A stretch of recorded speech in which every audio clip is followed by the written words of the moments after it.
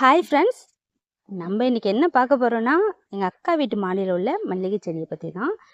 இந்த செடியில் அவ்வளோ மொக்கு வச்சுருக்கு. இதை ஃபஸ்ட்டு மழைக்கு முன்னாடி லைட்டாக வெட்டி விட்டுருந்தாங்க. இப்போ அதுலேருந்து கிளையெல்லாம் நிறைய மொக்கு வச்சுருக்கு. ஆச்சரியமாக இருக்குது எனக்கே. ஏன்னா நல்ல வெயிலில் வேற வச்சுருக்காங்க. அதிலே இவ்வளோ மொக்கு வச்சுருக்குன்னா அது ரொம்ப ஆச்சரியமாக தான் இருக்குது.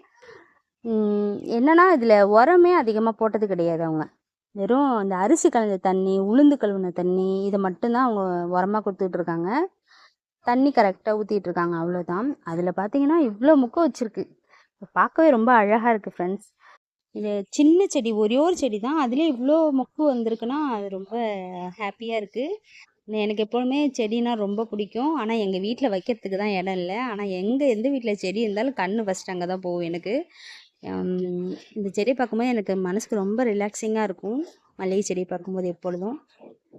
உங்களுக்கும் இதுமாரி செடி வளர்க்குறது, செடியெல்லாம் பார்க்குறது பிடிக்குன்னா ஒரு லைக் பண்ணுங்கள், கமெண்ட் பண்ணுங்கள் ஃப்ரெண்ட்ஸ்.